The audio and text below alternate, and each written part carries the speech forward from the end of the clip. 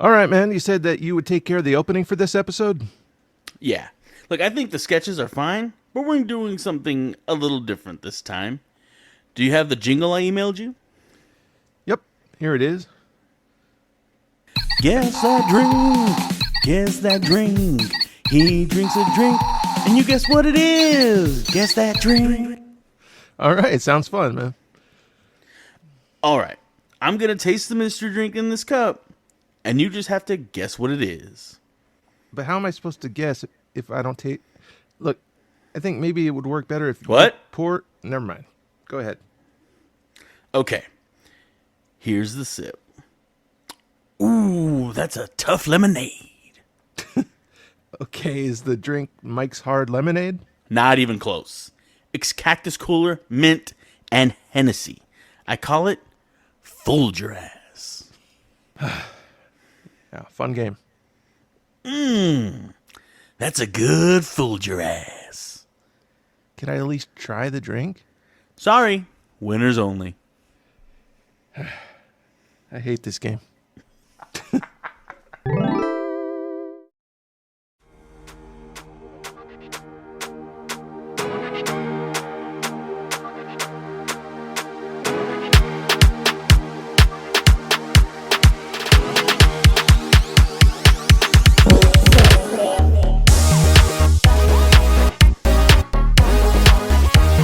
Hello. Welcome to the Pixel Rift Podcast. The podcast where two best friends, one normie gamer, and one aficionado battle it out to see who has the better taste in games in hopes to find the greatest game, period. I'm one of your hosts, Alan Cruz. And I'm John Michael. And today we're talking about Surrealism, the best surreal game. And there's so many surreal games out there that we limited it to the best surreal side-scroller platformer. But I wanted to talk a bit about why I love surrealism so much in games. So Because it was blowing my mind why you wanted to do a surreal game at first. I'm like, what are you talking about, dude? What is this? Even to me, it was a weird idea at first. But the more I Sure. thought about it, I'm like, I think this is like one of my favorite aspects of games. So I went online and I looked like, what's the official definition? And a lot of it is surrealism takes what we feel about the world and our fears and makes that the reality. So it's like dream logic. Oh, okay. That makes a lot of sense with these two games. I was like, so is like Resident Evil, that's a scary ass game. Is that a surreal game? And what they said is that once you understand the rules, once there are defined rules, that's where it goes from like surrealism into more horror or fantasy. Fantasy and horror have defined rules. You can understand the rules.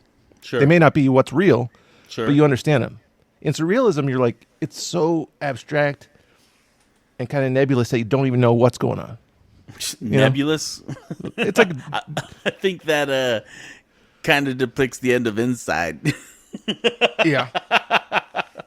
But I totally understandable. These games defied what the heck a video game was. I've never played any game like this before. Both of them. They were both crazy. So I had a great time playing them, though. That's great. Yeah. So I didn't even mention it. Yeah, we're doing Inside versus Little Nightmares 2. Ooh. That's the matchup. But I wanted to talk a little bit about other games in the genre. Yeah. Well, I guess I don't know if it's a genre. It's more of a theme. Sure. So all the games from the guys who make Alan Wake, Control, those games are super surreal. Yeah, sure. The Evil Within is a game where it's really literally a dream and you don't know what's real and what's not. It's a survival horror game, very much like a modern Resident Evil game. Okay. Silent Hill 2. Oh, wow. Okay. That's surreal. A surreal game, really? That's Yeah. not just a horror? No, because you don't know what is real and what's not. You don't know why things are happening.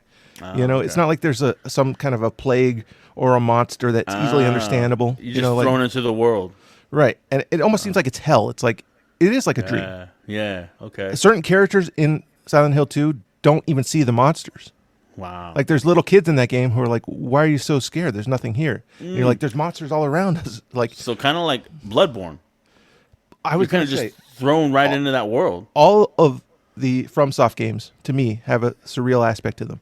Yeah, because they completely lack story. Right. Well, I actually think that they kind of know the rules. To the developers, it may not be so surreal. They may have all the rules locked down. Oh, sure. But They to don't us, tell they don't us. tell us. And so it's tell us like, nothing. as far as I know, this is just nonsense.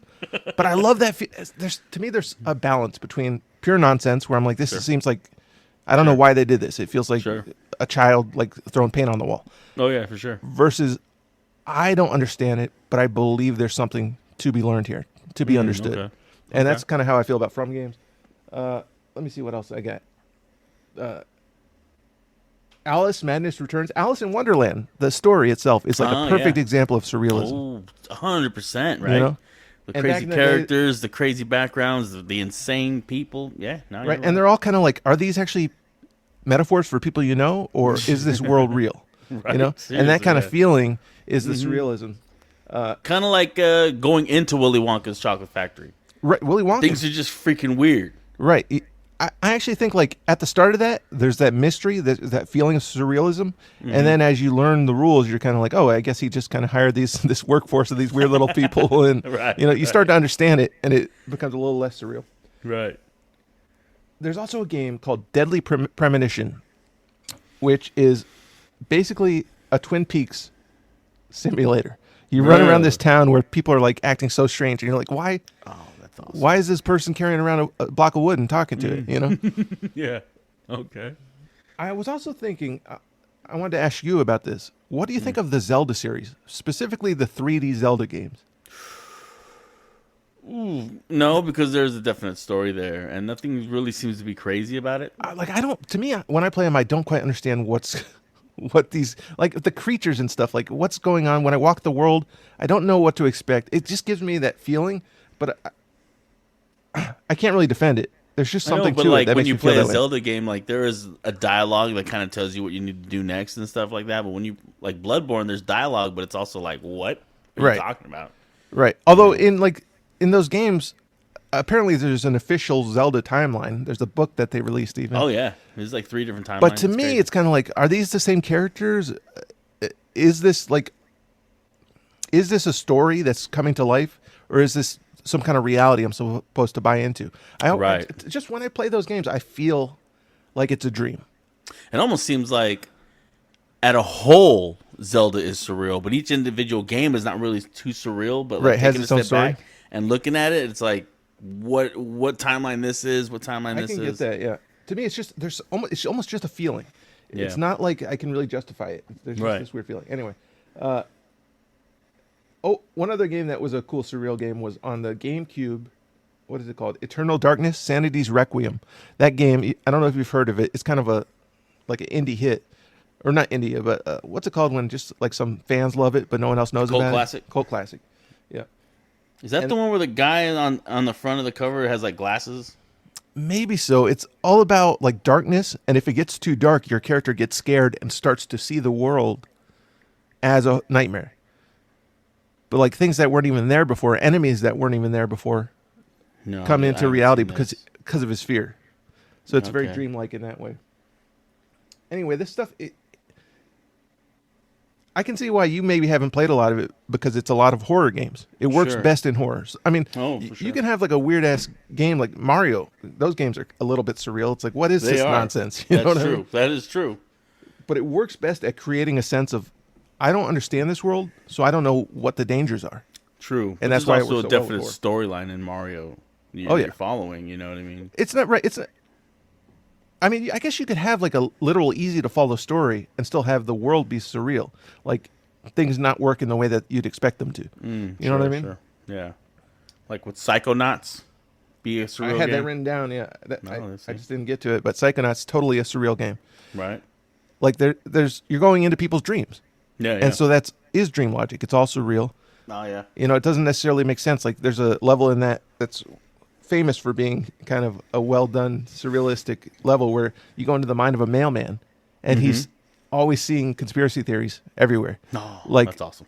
each house has their own conspiracy that he's trying to uncover. You know what I mean? Nice. And he's Yeah. living in pure fear and terror. Okay. All right, so that's what we're Did you going put to be Limbo talking on about. there? Yeah, that's a good one. Limbo is a nice surreal. Who knows what that's about? That is like a nightmare. He's just running from Oh, monsters. that's a straight nightmare. So anyway, we're talking about today about two specific games, like I said, and like you mentioned, Play Dead originally developed Limbo, Right. and then they went on to create Inside, and they kind of built on the fact that they create this physics engine to create all the deaths. But the entire game is just you messing around with a fully simulated physical body. Like his bones, So awesome. his feet connect to the ground. Depending on how they hit the ground is how you're going to jump off of it. Mm-hmm. You know what I mean? Whereas we were talking about the difference a little bit between this and Little Nightmares. Both of them, you have a lot of physics in them. But in Little Nightmares, you're basically just a ball floating in the air with a body drawn around the ball. Okay, it doesn't matter where your feet are. They're not the what's pushing you off the ground. You're this ball with a certain amount of physics to it, you know. Sure. But it's not interacting with the rest of the world necessarily. Right. Realistically. And so, anyway, we're not going to get into that right now. It's time to move on to the complaint corner.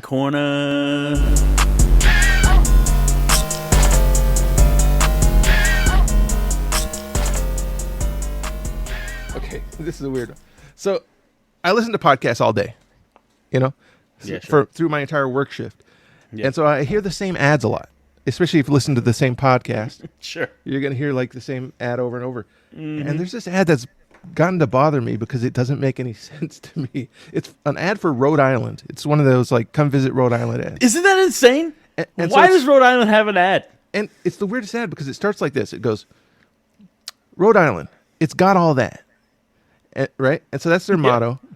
And it says, we've got so much outside stuff, I can hardly list them all. And now I'm like kind of skeptical. Like, you can't even tell me one? Can't give me one. And then it continues, if inside's your thing, we have more inside activities than you can shake a stick at. At this point, I'm like, I don't know if they actually have anything in Rhode Island. And I'm like interrogating the phrase shake a stick at, like maybe it has clues as to what they're trying to do here. Right. And then finally they say, we have so many night activities, you will be the one determining when the shops close. Want all that? We've got all that. And I'm left thinking that if Rhode Island ever did exist, something terrible has happened, and it's gone now. Right? And the last thing that I would ever do is go to the Lovecraftian void of darkness described in this advertisement. Right? Oh, my gosh. I don't know what's going on. Rhode Island. Yeah, seriously. Crazy. Like, I used to have kind of like, you know, Rhode Island is whatever. Now I'm like, don't go there, man. Yeah, don't go there. If I ever hear anybody taking a trip there, I'm like, no. There's nothing there. You're not coming back. You'll lose yourself there. Don't go. I thought that was weird that Rhode Island had an advertisement. It's like, just advertise you're the smallest state. That's the only thing anybody ever knows about you, Rhode Island. Right. Nothing else. I imagine it's just a couple of suburbs. There are really no things to do for anyone else. There's no hotels or anything. Anyway, that's my little complaint. What about you, man? Speaking of hotels, let me tell you right now. I recently just got married. Right. And after the ceremony and the reception, my wife and I went to a Hilton, a Garden Hilton in Ontario. I'm calling you out right now. Hilton, I imagine, is a nice upper-class place in my mind. That's why I picked it. You know, I went on the booking.com and I saw the amenities that they had, and I was like, I wanted two things. I wanted room service, and I wanted the continental breakfast. And their continental breakfast said exquisite breakfast. Okay. I was like, what is going on here? And I went on their site. I was like, what does this mean, exquisite? It means it's a lavish breakfast for you, free. I'm like, hell yeah, room service and some free exquisite continental breakfast. I'm down.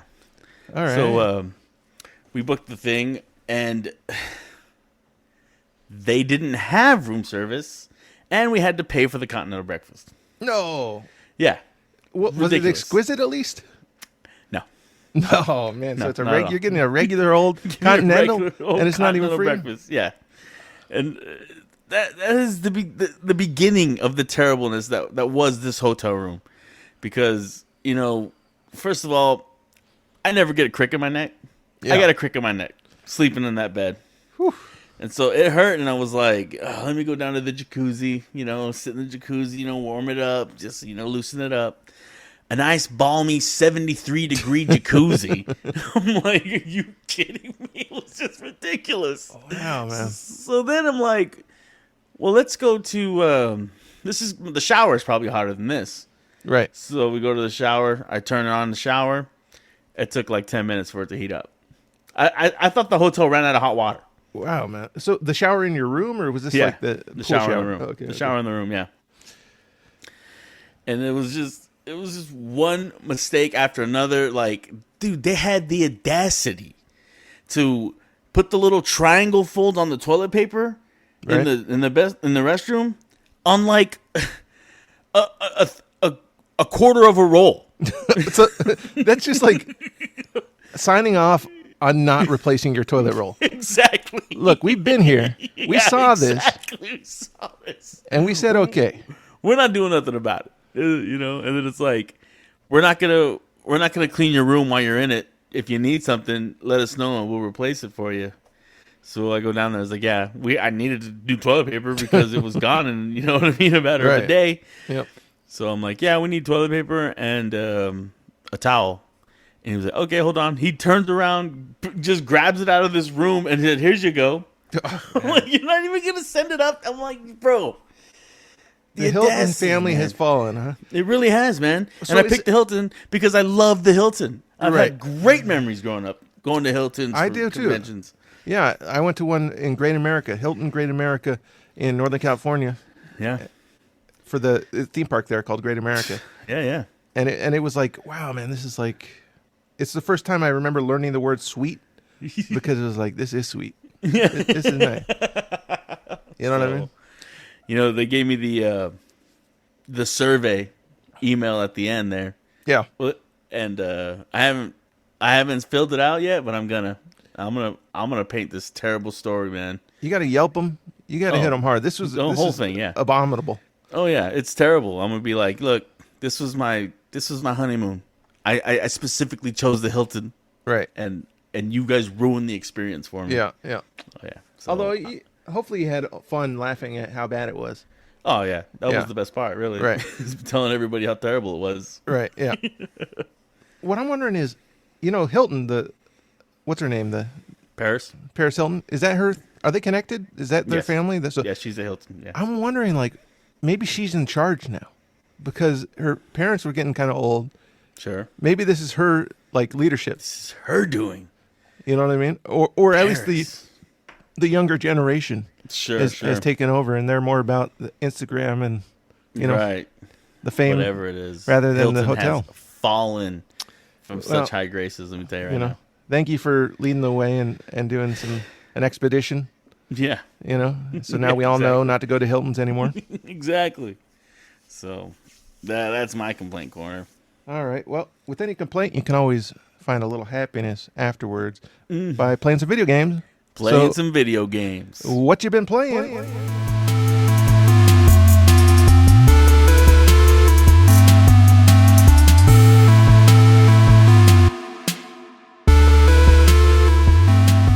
First of all, I've been playing a game called Vultures, which is a turn-based Resident Evil game. What? So it basically is like an homage to Resident Evil 1 and 2. Okay. But instead of doing like an action combat, it's turn-based. So you're still Okay. having to search around.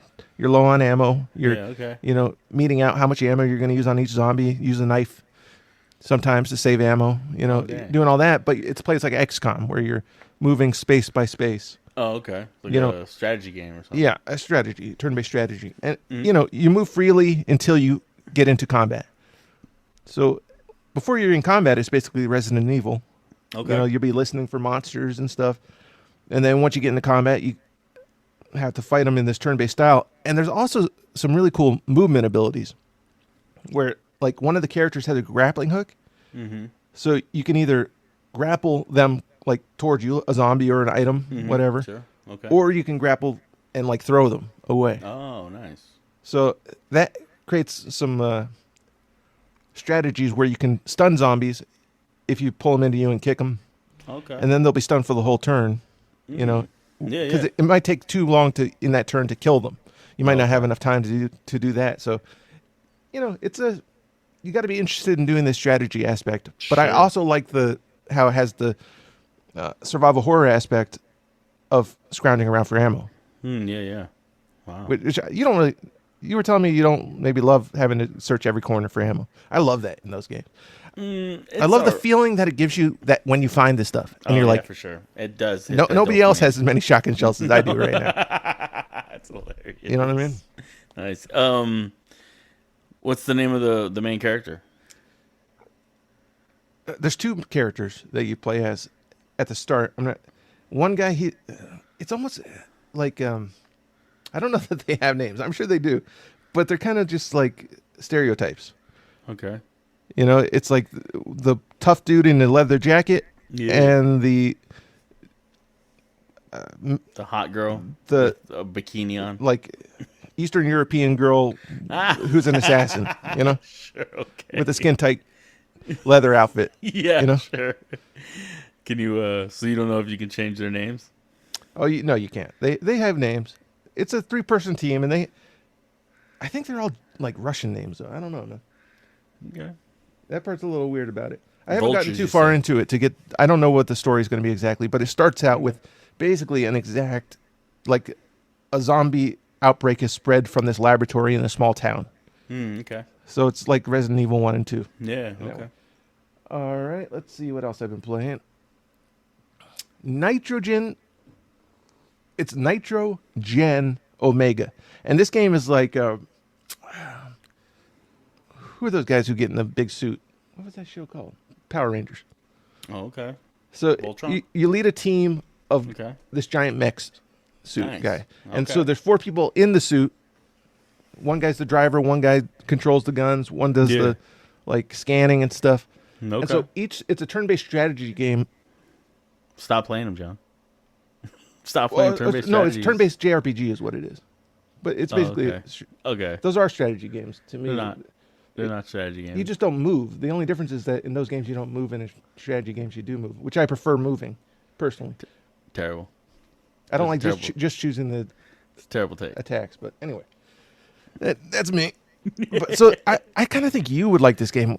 It's a well-done game. It looks just like an anime. The graphics are really incredible. Oh, yeah, dude. And it reminds me of Dragon Ball Z in particular. It looks like a Dragon Ball Z game. Okay, all right.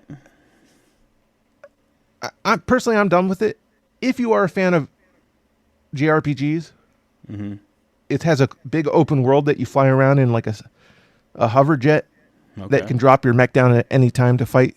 Oh, damn. So that's a fun aspect of it. It's this big world to explore. How big are you as a person compared to the mech? It's a tight quarters. Like they show the guys getting into the mech before each battle, and they barely fit through like the entrance. Like and these are skinny characters, and they barely can fit in there.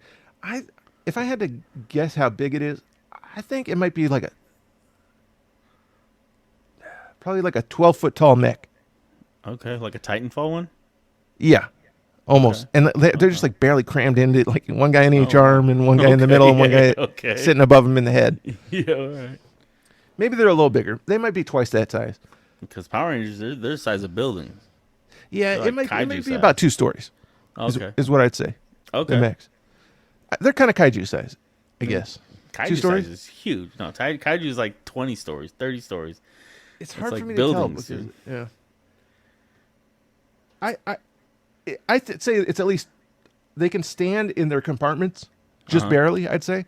Okay. And they're stacked on top of each other, at least 2. So. Oh, okay. You know. Okay. All right. I was gonna say, is it like Xenogears where you're like this tiny little dude and the mech's like this massive thing, like literally Power Rangers, but it sounds like it's more like a Titanfall type mech, or like it might be 3 stories tall. They might be 3 stories tall. Like Dispatch. No. Bigger or smaller? It's bigger than that. Probably about twice the size. Oh, okay. Okay, that's a decent sized mech for sure. Yeah, I think about 3 stories. I think I was a little short before. Yeah. All right. I'm trying to think. I'm not sure if I talked about Pragmata last time. So that's the game by the guys who made Resident Evil 9, right? Okay. A month later, they released this game. Oh, you were talking to me about. I'm not sure if you talked about it on the podcast. Anyway, I've been playing it. For me, it's missing out on the horror elements that I love so much. Sure. It just doesn't quite stack up to Resident Evil 9. It's a great game. It feels great to shoot the guys. You know. It's the space one, right? Yeah. And you get the little girl helping you out and stuff? Yeah, she's on your shoulder, and you are hacking Yeah. before you can fight anybody. I saw a little playthrough of it. I liked it. I liked the way it looked. It's thought good. That was pretty cool. Yeah. Oh, I think I did talk about it last time. Because the real reason I'm kind of hesitant to continue is it lagged out in one area. Oh, really? Like, yeah, my computer couldn't handle it for some reason. Oh, wow, dang. Okay, now this game is so cool, and you got to try it. It's called Screamer, okay? Okay. And it is a perfect put you into an anime game. So it's a racing game. Ooh, okay. It's kind of like near future racing because you have the ability to boost, you have the ability to ram cars, Ooh. and if you die, it can rewind the past. Like it's this nice. new technology that's only available in this one race. The guy who developed this tech put it in these cars, and it's like his race. That's hilarious. And it's all part of this story. You're out Okay. as a team. Your racing team is out to get revenge for someone who killed one of your friends, No snap. and he's in this race, and that's the only way you were able to find this guy because he's like a super powerful millionaire. Oh my gosh. You know, and so it's this whole story between each race. It's like there's full anime cutscenes, That's dope. perfectly animated, and the graphics are, I mean, just like the best I've ever seen a game recreate an anime aesthetic. Wow. Yeah, Somebody really liked Speed Racer. yeah, they did. Yeah, they did. I mean, it feels like almost like the movie, like the Speed Yeah. Racer movie. Oh god, I love that movie. And the cool thing, although it's not like that crazy in the future, like the tracks are Sure. more like realistic tracks, but your cars, the way the game plays is unique. It's not really a simulator, and it's not like a Mario Kart game. It's something in between because you're drifting, but you have to drift perfectly.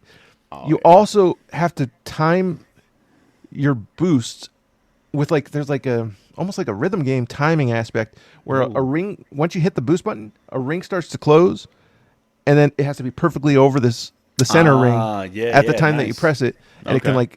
depending on where you are, how close you get to accurately hitting that press, you can either double your boost or triple it.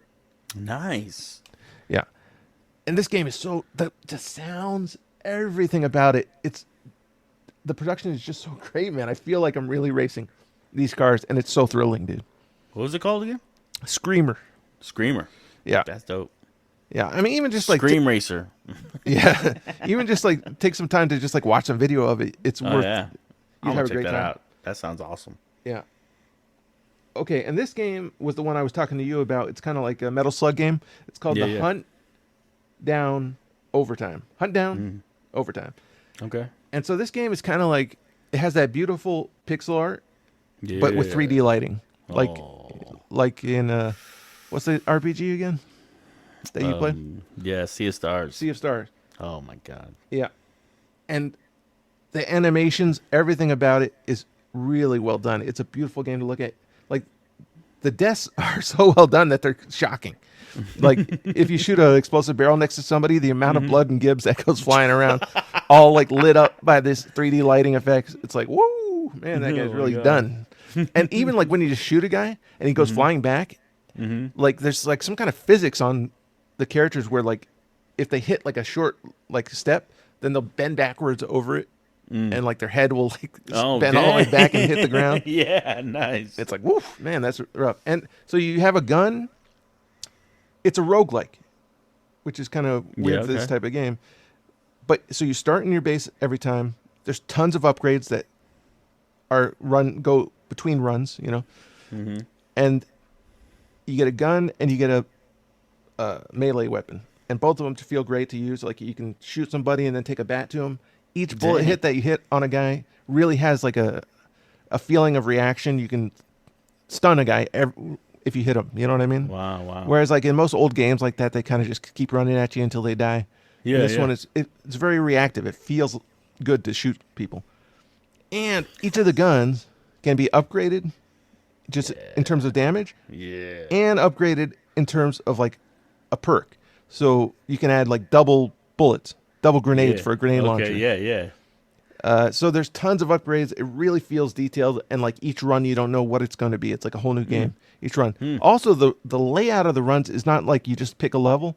You're picking the next bounty that you want to go after, and each bounty is it'll tell you about the guy. It'll tell you about the rewards, and you can take him in dead or alive, and different rewards for each one. Sure, to take him yeah. in alive, you got to get them down to low health, and then you got to stand over them and put the cuffs on, which can be a danger to you because like other people will come and try to Sure, yeah. shoot you while you're doing this. I can't tell you the amount of times like I'm like, okay, let's cuff this guy. I'll get the extra reward, and then somebody's coming. I'm like, fuck this, just shoot him in the back of the head. Like I don't have time for this because if you leave him there, he'll get back up and kill you too. Yeah, sure. And the whole vibe of it is this funny. There's this little like online video that really had this vibe. It's called like Super Cop or Ninja Cop. Did you ever see that? Ninja Cop, no. It was like a YouTube video where it was like he came back from the street. Oh, that was the best. Yes, and he I saw time that. traveled with dinosaurs. Yeah. Like it's the exact vibe of that. It's hilarious. Nice. That's the one where the guy was like shooting the typewriter. Yeah. Yeah, dude. Yeah, there's like Michael a sequel Fassbender. coming out. Yeah. Oh, yeah. That was dope. Yeah. So That was dope. it's really funny. It's a great game, man. Just wanted to try it out for a little bit, and I ended up playing it for 2.5 hours. Like I just wanted to do one run. Wow. Let's see if I get. I think that's about it, but I might have. Okay, I'm just going to mention these. Industria 2 is a really good first-person survival horror shooter. You're fighting mechs in like an alternate reality, and the way they react to your bullets feels great. It's just a great game in this. There's not much to say about it. It plays well. It's like a mix between Half-Life 2 and more of a survival horror game. Yeah, okay. And then one other game is called Opus Prism Peak. Now, this is not my type of game in particular. It's one of those like The Walking Dead type of games, an adventure game, just like a story game. But the game is so beautiful. The graphics are great. And you're doing a little bit more because you have a camera with you and you actually have to take pictures of things to get clues, which is like a fun aspect to it. Yeah. I always like a game where they allow you to go first person and take pictures. Sure. And the game is, I think it's about the afterlife. I think I'm dead. And it really has a Studio Ghibli look to it. It's a beautiful game. That's nice. Yeah. I mean, people who are into these types of games, emotional games like this, story first games, this is one of the best I've played. That's what I'm talking about. That's Opus Prism Peak. Okay.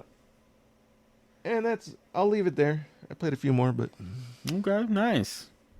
Me, what I've been playing, I was playing Inside and Little Nightmares 2. That took a lot of my time. Yep. You know, I've been moving from where I used to live. I'm moving in with my wife, so that took a lot of time. But I'll tell Congrats you what on that, by the way. Congrats on the wedding. Thank you, sir. Yep. It was a great time. I loved it. Yep. But one thing I have been doing, apparently, Conan Exiles has gotten a massive like graphics update. I saw that. Dude, I'm not sure if it looked good or not to me. Did it look good? Great. I loved it. Like I love the way it used to look. It had like real strong shadows. Everything had like cast shadows. Sure. You know, and this one to me looked like cartoony. I just saw one screenshot in like a news story. It was a little thumbnail, so I didn't really get a good look. But I was like, that looks like everything like looks Fortnite, good, dude.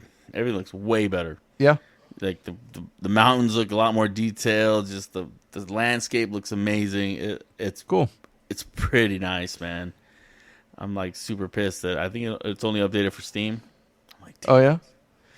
So only PC? It's not on like the rest of the systems don't have this graphics update? Well, what I've been seeing has only been PC. So wow. I haven't heard anything about them going for the PS4. Right. Maybe that's because that's where the fan base is still playing. Right. I don't know. Dude, I almost canceled today's podcast because I was looking for news stories that we might talk about in today's podcast, like just 30 minutes before we did it. And Subnautica 2 just got released. Which is to me, it's one of my favorite games. Like really in the same genre as Conan. Yeah. Except you're underwater. Yeah. And there's like so much. I love animals. I love nature. And this game allows you to really interact and research the fauna in the ocean. Oh yeah. And like, I just love it, man. Yeah, I've seen a lot of playthroughs for Subnautica. I love those massive freaking underwater creatures and stuff. Yeah, that game's scary, man. It's scary, bro. I'm so scared of sharks. Like they really, I saw Jaws too young, and so I have like a trauma. Yeah, sure. And it gives me that like the darkness below vibes all day. Like you'll hear like down from some like just pure darkness, and I'm like, okay, maybe I'll do something else for the rest of the day. Get me the heck out of here. Yeah. I love when a guy's playing and he'll just like turn around and that thing will be right behind him. It'll just be Oh, dude, I've had so many jump scares like that. Oh Even with just like non-scary there's like this one early on monster that is like the first thing that actually attacks you, and it basically just looks like a alligator, like a small skinny alligator. Yeah. But dude, like I was swimming through some like kelp one time, and I turned around and I was like, is that a fruit? Oh fuck, it's this alligator thing. And it scared me so bad, dude. Like my heart rate went up so high.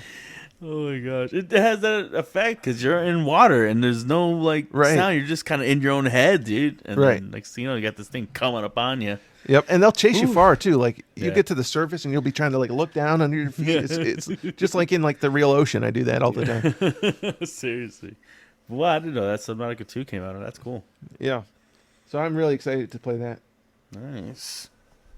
Alrighty, is that all you've been playing? Yeah, that's all I've been playing, man. So how about we get to the Sprite Fight?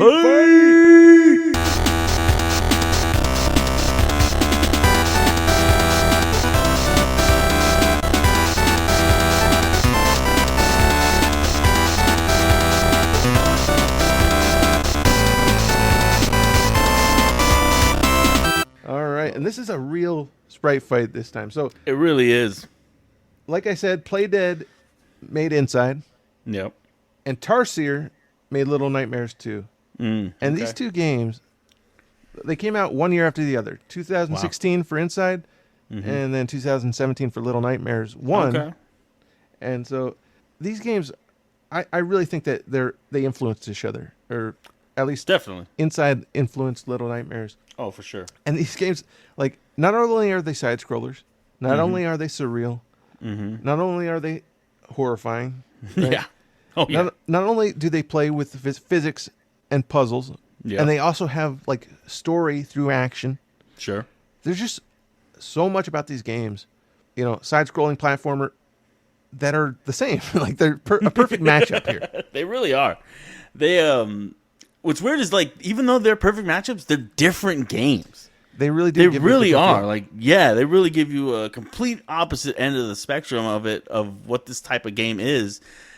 But they both do it extremely well. Yeah, I think for me, at least one point of difference is that Little Nightmares is far more about scaring you. Right? Oh my gosh, yes. And doing it well, whereas Inside is about the gameplay, the puzzle. Yeah, sure. You know what I mean? Inside will freak you out too. Yeah. To me, it gets my heart rate up more often because it's all real. Because it's all this simulation. It's like a real little living doll character that exactly. Real things are going to happen to. You know what I mean? When a dog catches this guy and it's shaking him around, like that's really happening to this physical, like simulated thing. It's insane, and it'll be different everywhere the dog catches him. What's insane is the different ways you die and the different way the physics like blows your body and the way the blood splatters on different things. Yep. It's like this seems like a really fun game the most time you play it, and then you die in like the most horrible ways. It blows your mind every time you play it because there's one where the sound boom hits. Yeah. And you just get shredded. Oh, yeah. It's just you like get flashy. Shredded by that. Yeah, I had it one time where you're walking like around with this bloom of energy and sound coming like directly at you towards the camera. And you're trying to walk past it. And if you get hit by it, your little dude will fly like right into the camera. Like he becomes this huge full screen guy right before he dies. And like his arms and legs will fly off too. Yeah. He's like a doll. Yep. Just splattered up against the screen. Now, see, part of the like playing Limbo, part of the fun of that and Inside is that it's like a kind of like a death, I don't know, playground. Like see how you can, how many different ways you can die, right? Seriously. But as I got good at Inside, I became that character. I felt such an understanding of the physics that I rarely died. Like I rarely had to redo a puzzle because I was like, this is the physics that will work. And it did. It plays the way you expect. Sometimes when you're going through a puzzle, it's like you kind of just are entranced in that puzzle and you're like, I guess I'm doing this. And then you do it. And Right. you're like, oh, wow, yeah, I guess that's how it does. Right. You know what I mean? Like, Yeah. so many times I'm doing puzzles that I'd never even thought of how to do it, but I'm just reacting to what's around me. Perfect. Reacting. That is what is so special about this game. You don't have to just solve like a math problem. You know, like certain puzzle games. You don't have to find the right key code. You are able to react and feel because it works as reality does, and you'll solve things in ways like halfway through the problem, you'll solve it and be like, I don't know if I still have enough time. I understand it now. Yeah, exactly. But can I use what I have here? Can I use the physics to actually complete this? And you will, and it'll be like, whew, Oh my gosh. I nearly died. You know what I mean? Exactly. I barely made that jump. I barely got out of the water before that siren girl was going to grab me and take me into the deep. I actually think the game is almost like too well designed. It could have given me more extra like content because it like shows you a new type of puzzle. You really understand it. You play it. You feel it, and then it just like goes on to something totally new. I know. You know what I mean? Right. And it's like I Yeah. could have used 5 more of those puzzles. Oh, for sure. Yeah, definitely. But not to be a perfect game, which I think that Inside like is. It's I think so too. because it never outstays its welcome. Like I went back to play a few more to play through the ending again recently, and I'm like, this water physics, all these water puzzles, you get this kind of underwater submarine that has this boost. That And thing's it's dope. just the way it works in the water, the way that like the buoyancy works, Yeah. and like when you crash through a bunch of wood blocks blocking an entrance, the way they shatter and the wood all breaks, Oh, it's amazing. It And it feels- even floats. and the like momentum, wood in water. yeah. Yeah. I love it. I love jumping out of the water over something. Like, you got to, like, jump over, like, something that's blocking your way. right? It's like a thing. The realistic way this thing was moving, it blows my mind because the way he even pulls something, you can see his body shift and like his arms tense up, Right. and then he pulls it with his legs. It's insane how the amount of detail it takes about like doing a simple puzzle. I mean, The- right. It's very different from other games. In other games, really is. they have to basically create animations for any circumstance, Sure. right? And they can't. No. They can't. So No, it's like yeah. this circumstance won't work perfectly. The animation won't work perfectly. It won't look perfect. It won't.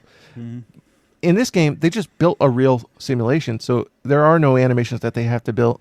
Everything works as it should or shouldn't. You know, like Oh, yeah. you'll be in a position where your feet aren't grounded, or your weight's off, and it won't you won't be able to lift this thing. You have Yeah, to reset exactly. your character so that you are able to lift it. Seriously.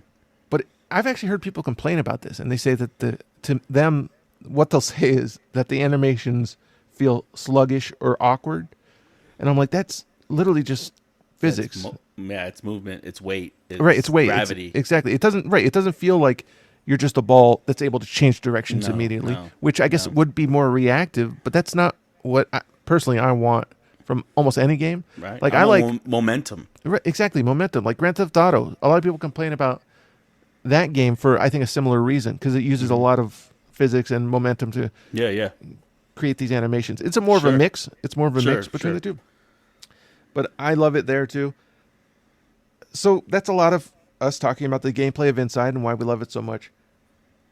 There's some very good aspects. They're just not the same. It's not. I don't love the puzzles in Little Nightmares so much. No. That's not the part that I love. Figuring out. No. There are some physics puzzles, but they're almost like, okay, there's the solution. Actually doing it isn't going to be so fun. It won't feel great. Sure. You know what I mean? Yeah. It's more in that game. It's more like, okay, here's like a thrilling reaction I have to do quickly. Mm-hmm. There's a lot of chases that work very well in that game. A lot of visual aspects that Yes. work better Yeah, in that game. You know, Little Nightmares isn't about the puzzles. It's about interacting in this weird world. Right. Seeing it more so. Yeah, exactly. It's almost like a walkthrough is almost as good as playing it. Yeah, seriously. Maybe better because there's some frustrating parts to those controls. For sure. But like, I wrote some of my favorite parts of Little Nightmares. The snake neck teacher, right? Jesus. Oh my Terrifying. God. Terrifying. Absolutely terrifying. Yeah. And a perfect example of something so surreal, because that's kind of how you feel about teachers. They're these, especially like teachers who are mean. You know what I mean? For sure. Mean teachers. It's almost like they're monsters, Right. and I just love that. But there's a specific sequence with her where she chases you through this vent, but her head is Jeez. way too big for the vent, Oh my gosh, she is ripping that vent apart. and she's ripping it apart and just like almost ripping her face apart. Like her Yeah. face is getting stretched and pulled, Oh, it's insane. and it's just like, and she'll just like burst forward when she finally bends the metal enough. Mm-hmm. That part is terrifying. A really Yeah, cool it chase really is. sequence. There's also a sequence which I'll give him credit for. This is a good example of physics at work here, or at least simulation at work. There's a part where you have your flashlight, and there's these monsters that can't move when you shine your light at them. Yes. Yes. Right? These like these corpses, basically. Basically, faceless corpses. Yeah. But the controls are so difficult in that part because you're trying to, you have like 2-dimensional controls, but you're trying to shine the light in 3D. Sure, yeah. It's kind of weird, but it's a great sequence still because it's really frightening. It just isn't perfect. Right. But it's Yeah. still, it really gives a sense of dread because you have to not shine the light on them to get the hell out of there. Right, yeah. And then it's like, oh, they take a little second and they're coming after you. You got to shine it back on them. Yep. So it's like the physics, not the physics, but the gameplay of it, I think it shines extremely well. And let me tell you something. What I really loved about Little Nightmares was the sound. Yeah. Just the things creaking and cracking, and like the sound of like the hands. Yep. They're like on the Yeah. wood. Like, it's just everything about it. Like when there's a part where the teacher lady is playing the piano, Yeah. and then she has to like stop to like write something down, and you can just Oh, hear yeah, like, the notebook open. Yep. Yep. And then she plays again. It's like I was just mesmerized by just how the sound of the game really is. Like, Yeah. it's very captivating. Both games. Actually, if I had to give one the kind of the weight in this competition for sound, it would still go to Inside. The 3D sound in that game, everything depending on how hard it hits something, creates a realistic sound that reverberates okay. based on the size of the room. Sure. It's not maybe as like both like Little Nightmares is more creative in a lot of ways. Yeah. Visually, in terms of audio, it has a lot more bizarre, outlandish, Yeah, unrealistic for sure. things that are like more artistic. You know what I mean? Right. But like Inside, even when you're underwater, it gets that Subnautica sound where you're just like you're just in the So water. You know, you can hear the bubbles. You can just as you're swimming through it. It's the just fish as impressive following as you. the physics, man. It Yeah. really is simulated. All the sound Yeah. in that game is perfectly simulated. Whereas Little Nightmares, again, like they try Because to, but it's I just feel not like Little perfect. Nightmares is a nightmare, so like the sound is kind of like amped up a little Right, bit. yeah. You know, it kind of hits the senses a little differently. Yeah. Because I think there's a lot more different types of sound in Little Nightmares than there are Yeah. Inside. Like Little Nightmares, the visual design of the creatures is so unique. It's something that it has that Inside doesn't have. They're this really almost like Tim Burton, exaggerated, Yeah. very surreal looking characters, which I love. It's very interesting. I also love the graphics of Inside, though. The way Yeah, that the no. lighting works. Oh yeah. It's weird to compare them because all of it is a simulation in Inside. Yeah. And that's what blows my mind because it all Yeah, works sure. perfectly. Even if Sure. it's the most simple thing. It's Yeah, like yeah. this light is real light and it's working the way it should. Dude, like when you gotta get the bodies on that platform and it has the number, Yeah. like it has that bulb number, like in the 1950s or whatever. Yep. That light, you can hear the sound of the bulb like glowing, Yeah. and then as it changes, Yep. it's crazy. I thought they did an amazing job Inside with the world building that they have going on. Okay, yeah. We haven't gotten to this, the stories, the world. Sure. We have to talk about, we'll save that for a little bit. Yeah, we'll see that for a little. I later, want to sure. talk about one more complaint I'm going to throw at Little Nightmares, which is I do think whereas Inside never wastes your time. You know what I mean? It moves on. Oh yeah. Maybe too fast almost. No, I hear you. Little Nightmares, there are times where it's just like, okay, I know for the next 2 minutes, I'm going to be just walking this thing back to this area I was at before. Yeah. Because I already solved the problem. I already solved the puzzle. And now it's just this slow walking I'm going to have to do. Yeah. There's this one part where you have to go up and down this elevator to bring dolls there that have keys inside of them. Mm-hmm. Yep. And it's just like, oh man, I accidentally sent the elevator up once, and I just had to wait for like 30 seconds. God, yeah, sure. It's that kind of thing. It's it's 30 seconds, but still, it cuts the momentum you have in the game. Yep. You miss one thing, and then you're screwed for the next 30 seconds. And heaven forbid you do it twice. Right. You know? Okay. Now, did you see the end of Inside? Yes. Okay. What the fuck? It's the coolest thing. It's the greatest feeling. At the end of Inside, I'm gonna spoil. We're gonna get into the stories here. Mm-hmm. Okay. Yeah. Okay. Let's start from the start. Okay. So Okay. both these stories, I guess the reason they're still surreal games is because nobody knows what the actual rules of the story is. What's going on? If we did, I guess they would not be surreal. They'd be just horror stories or sci-fi. Sure. You know what I mean? Mm-hmm. Sure. But if I had to guess for Inside, I have a real strong feeling. I don't know why. Like the first time I played it, and I heard people saying that that it was a open-ended story, that like they didn't know what had happened. I was like, are you sure? Because I went through this thing. Like, didn't you know that the aliens invaded before the game began, and that the people who remained on the outside were those who joined with the aliens and were now working for them in their testing facility on human beings, and that you as a character were one of the people who rebelled and didn't join with the aliens and are now trying not to be collected to be tested upon. And so the little worms that control everybody, right? Okay. This is part of, like, I have two minds about it. Either they are the aliens that were used by evil humans to control the world, okay?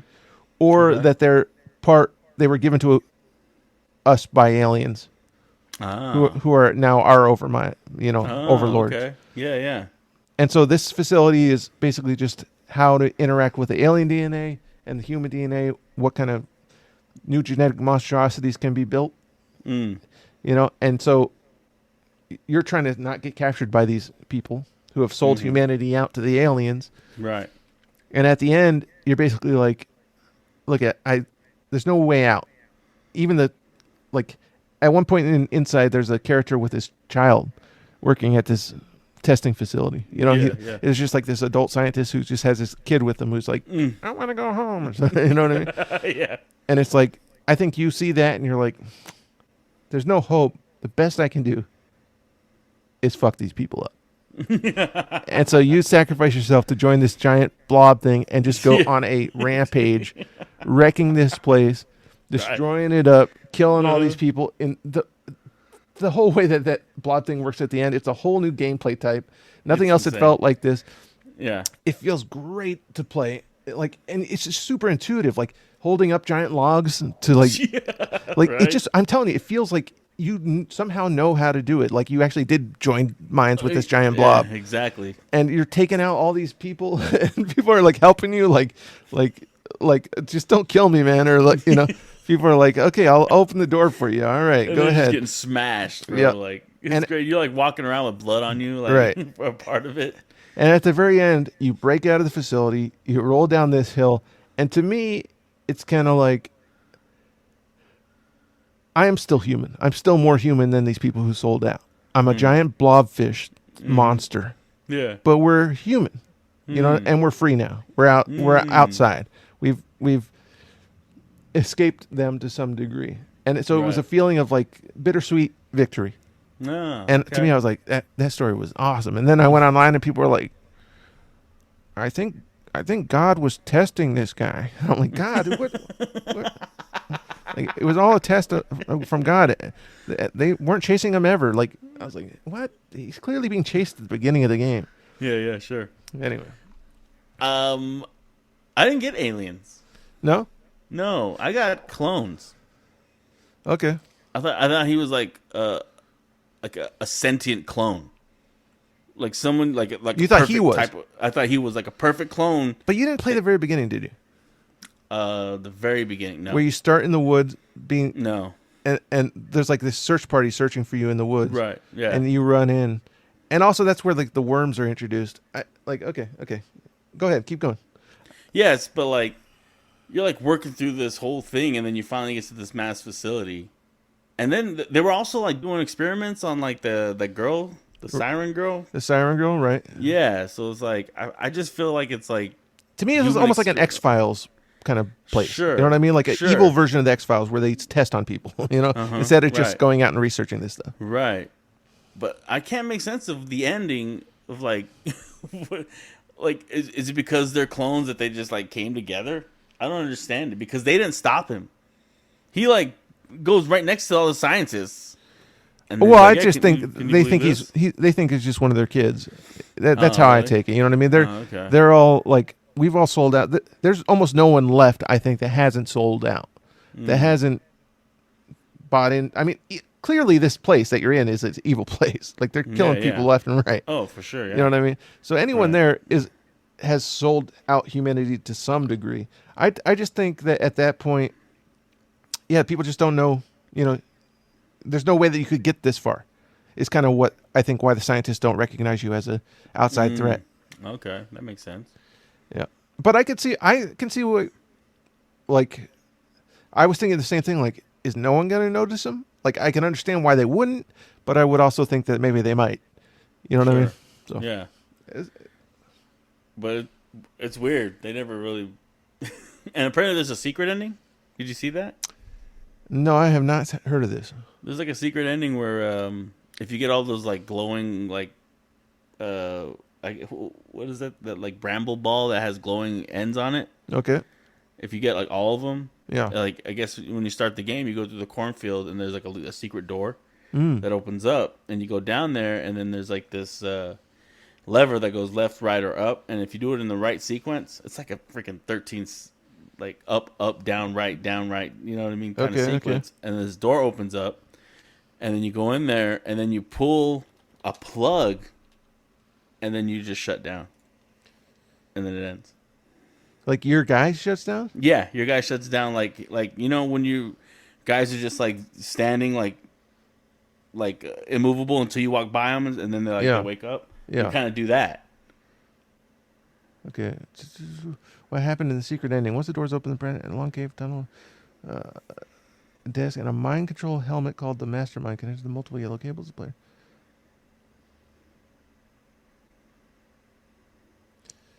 Shuts off the lights and causes the protagonist to assume a limp, idle posture.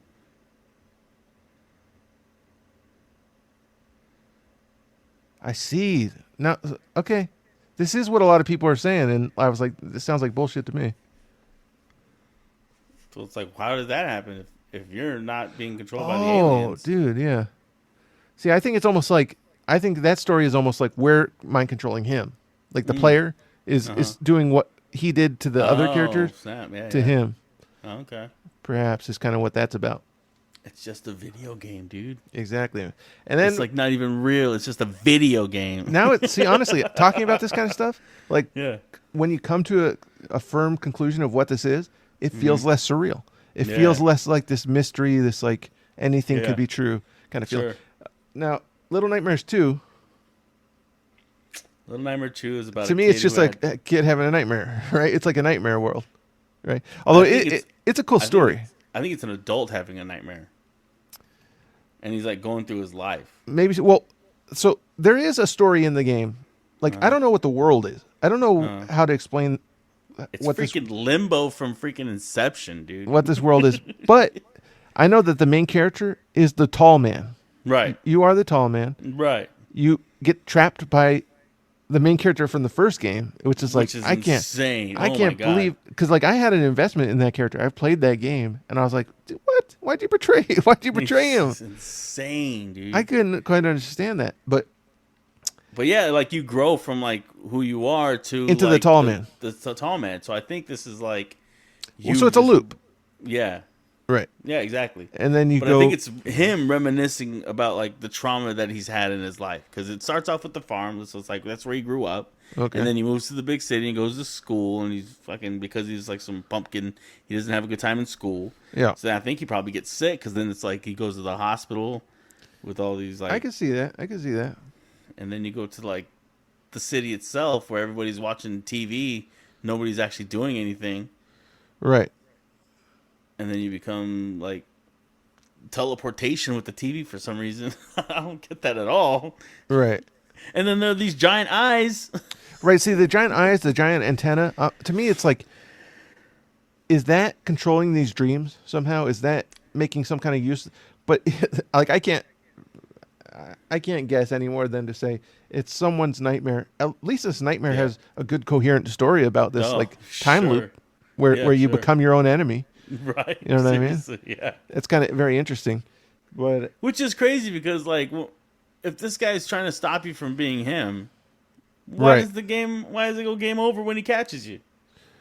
Right. Yeah. You know what I mean? It's like maybe because that's it. That's the end of the game, right? Right. Right. Then the nightmare's over. Then the nightmare's over, and So I like guess that makes maybe sense. maybe they are trapped in a nightmare somehow by this antenna, and we just don't get any of that info. There's like, to me, there was not enough information in the game to give me any idea of what's happening exactly. Like, I don't know. Like the adults are all killing themselves. Are they real?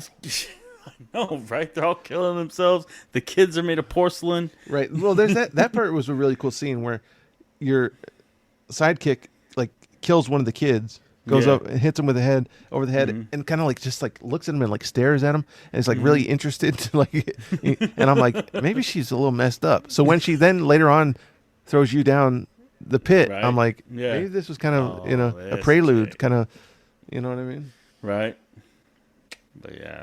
But yeah, I think it's a prequel to the first one, right? Yes, because you play as her. Yeah. You know what I mean? Dang, so would you go back and you play that one? Will you be mad at her? Well, she in that game, she does kind of like go mad at points. Like she'll be walking and then all of a sudden holding her head and screaming, and so it's kind of almost like she maybe has this deep-seated like guilt.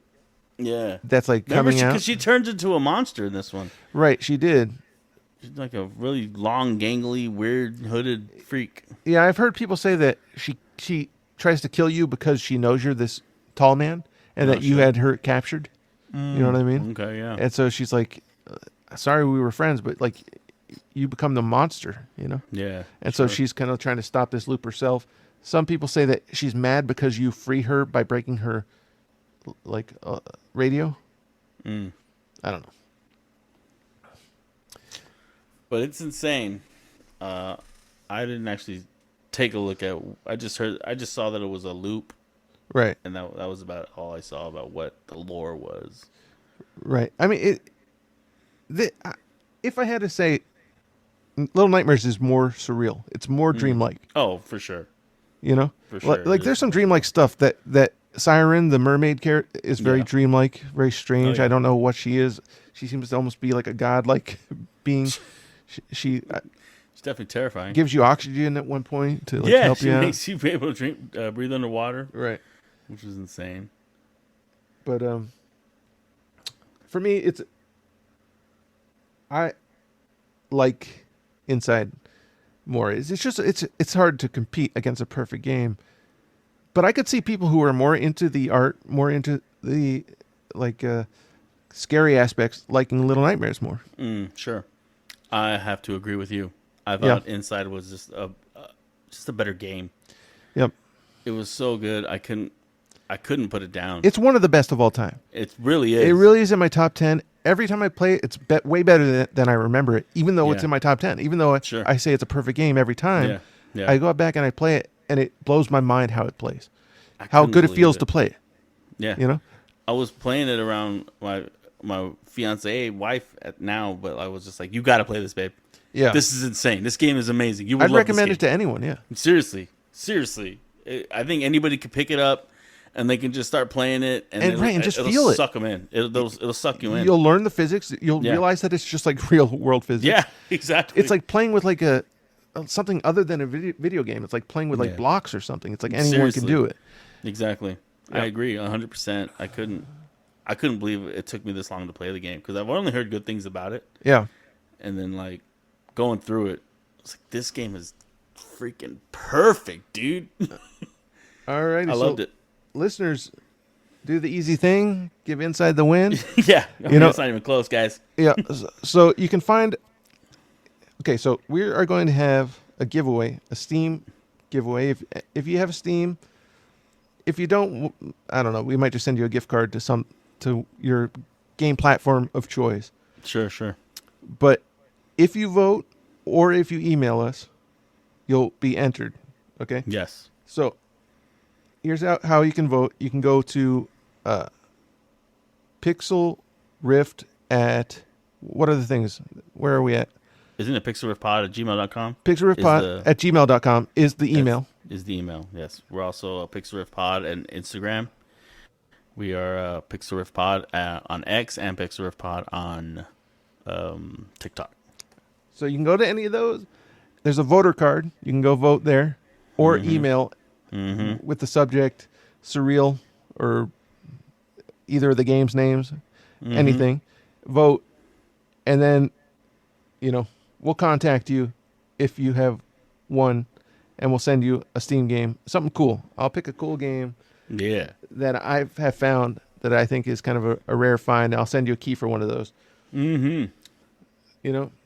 Heck dude. Just to get a little bit of a connection going here. Definitely. Not a lot of people are emailing us, but we do have a bunch of people listening, so it's like, sure. All right, let's bribe them. Let's bribe you guys. Let's bribe these guys. Heck yeah. You come out on top when you listen to the Pixel Riff Pod. Exactly.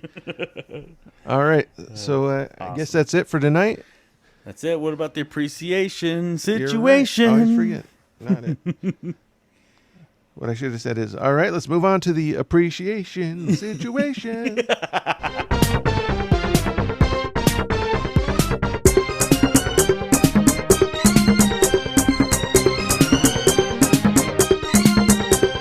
Okay, so I'm going to say this. I am appreciative of Stephen King. Oh, really? I love everything he does. Like, it comes with this fantasy vibe to it. I like horror, but I love where it's kind of the same reason I love surreal things. You don't know what can happen. Sure. And something where it's grounded and real, you're just like, okay, I know all the options here, right from the jump. Yeah. You know what I mean? But there's a show called The Institute. Okay. Which is got terrible reviews from or middling reviews, like 50%, 60% average. You know what I mean? Yeah. And it's a show that's on AMC, and I love it, man. It's about these kids who are trapped in this institute who is testing on them for psychic powers. Oh, wow. And they're told that they're going to be sent home once they get super psychic powers developed. Yeah. But they're all like, they're probably going to kill us. Right. They can't send us something. They kidnapped us. They can't have us out there saying what they've done.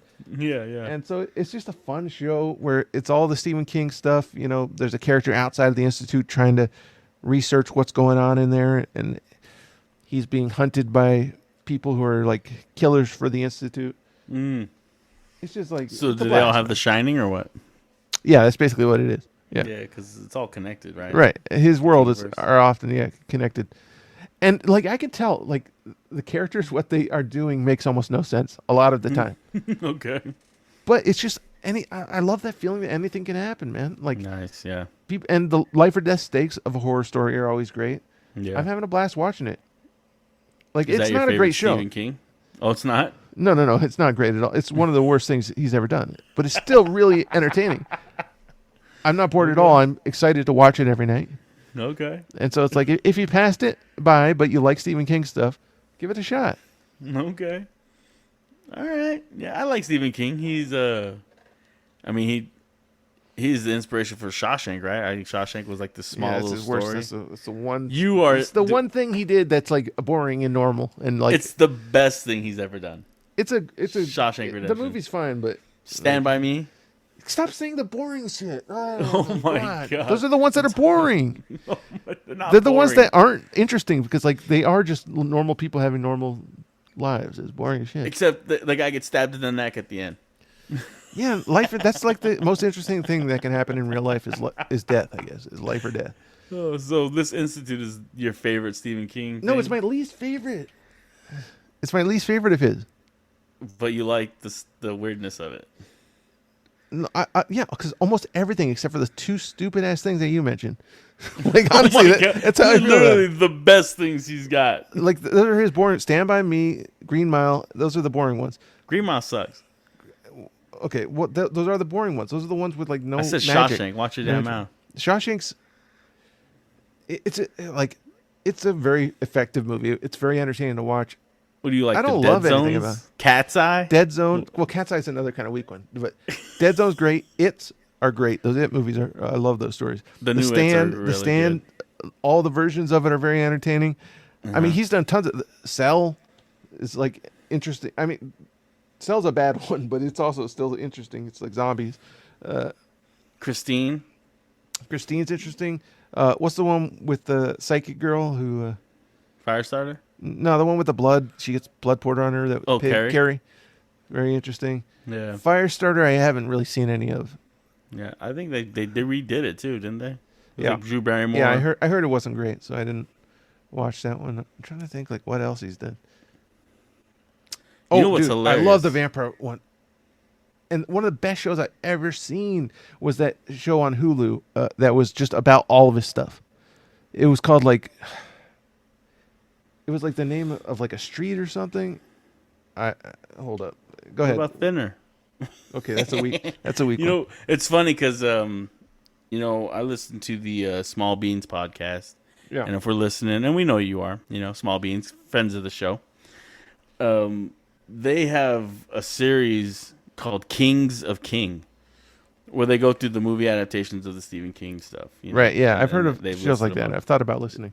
It's pretty good. They're pretty funny. I like those guys. I like the Small Beans guys. Yeah, Castle Rock. Castle Rock is so great. It has Misery. Okay, now Misery is another boring Stephen King work. There's no magic. To me, that's what I mean by boring. It's like there's no magic in it. It's messed up though. But it's so extreme and bizarre that's really good. Sure, That's a really good one. But that character is in the town, so it's a prequel with her, with the crazy character from and with the Kathy Bates character. Yeah, she's in Castle Rock with vampires and like evil, and the prison from Shawshank. Oh wow! And so like That's all these things from all of his stories are in this one show, and it's taken so seriously. It's like what if all this magic stuff was taken as like realistic drama as possible, and it works so well, man. Do you like The Shining or Doctor Sleep? The Shining. The Shining is a perfect movie and one of the best, but Stephen King doesn't like it, so it's not very Stephen King. Right. That's why Doctor Sleep is better. Doctor Sleep is fine. The movie's not great. Like I still love it. Like I love watching it. I just think it's kind of a mess. It's kind of like the movie's kind of a mess. 2 words: Rebecca Ferguson. Watch your mouth. Yeah. But it's all right. I like that story because it's again like the potential. When I go into a Stephen King show, I'm like anything can happen here. You know what I mean? Yeah, it's not sure. Sometimes just a realistic drama for me. I've seen it before. I know what the options are. Yeah. But when you have magic and you have someone who's willing to go there, who's kind of willing to make an ass of himself, like no offense, Stephen King, but you're like willing to make a fool of yourself by saying that things are possible that clearly aren't to like an intelligent person. Like that potential creates this like excitement for me. I don't know. Okay. All right. Stephen King. Sorry to give you such a hard time over this. Yeah.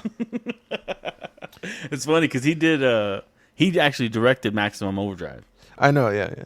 Like just in the middle of his binging life. Yeah, I've heard stories about that whole endeavor. Sounds crazy, man. Just out of it. Yeah. Like for me, it's really I love it. I love that story. Okay. As a kid, it was very impactful to me. Sure, kind of like the power of hope and friendship taking on like true evil. It's why I love A Wrinkle in Time as well. Those stories to me, like I don't know why I really connected to them. A Wrinkle in Time ends with like basically evil itself is taking over the galaxy. Like that's how it works. And these kids are just like evil explains to them like you don't have a chance. I've taken over entire universes. You know what I mean? Yeah, exactly. You're a couple of kids. You have no chance here. But the kids are just like, I don't care. F you. I'm not gonna go along with it. And that like rebellion had so much power that it like they win. And I just love that. Since I've read Wrinkle in Time, I saw Wrinkle in Time. That movie was a mess, man. That movie was a mess. Yeah. But reading it was pretty cool. Yeah. It's one of the only books I've ever read. Man. Not a big reader, unfortunately. It's with Stranger Things. The girl was reading Wrinkle in Time.